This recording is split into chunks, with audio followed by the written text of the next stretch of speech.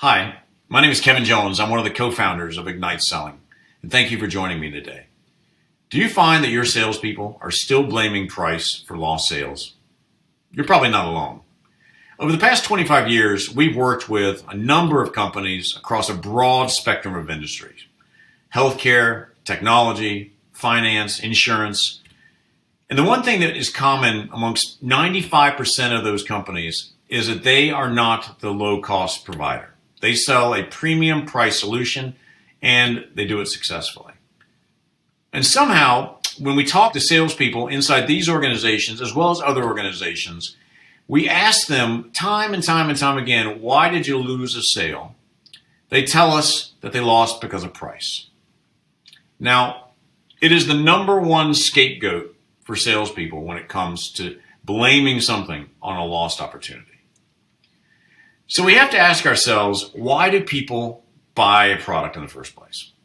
And one of the things that we know is that people buy products to solve problems. They solve problems because they need to reduce costs. They buy products because they need to increase revenue, or they need to achieve some kind of key metric that's important to them in their personal role or important to their company. And so if a salesperson can continually remind themselves why the people buy the product, then they can start to build an equation, to build a value equation that helps them address the needs of the customer and link it back to something that the customer cares about: cost reduction, increasing revenue, or achieving a metric.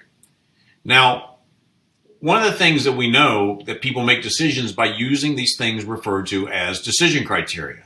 And certainly price is going to be one of them, but there's a whole bunch of them, right? Price is one, service is one, the relationship they have with a vendor is one, product availability, quality, reputation. All of these things are decision criteria that the customer is using to make a decision. Now, in order to be successful at competitive selling, the first thing that a salesperson needs to start working on once they understand what the competition they're up against is to figure out, how is this customer going to make a decision? What decision criteria is that customer using to compare the 2 or 3 competing alternatives that they're evaluating?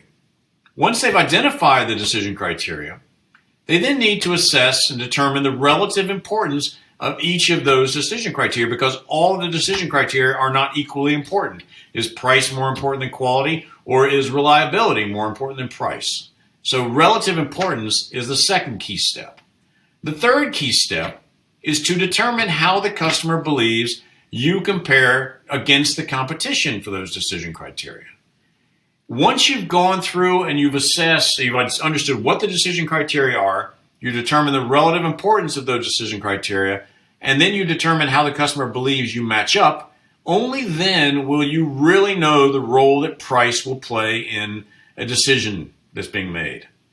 Too many salespeople that we talk to about losing a sale say that price is the number one decision criteria the customer uses. But the funny part is, when we ask customers the same question, it doesn't appear in the top 5 90% of the time. So somebody is wrong. And in this case, it's going to be the salesperson 90% of the time. So if you think your sales reps are blaming price too often for lost sales, let's talk. Contact us at sales@igniteselling.com. Thank you very much.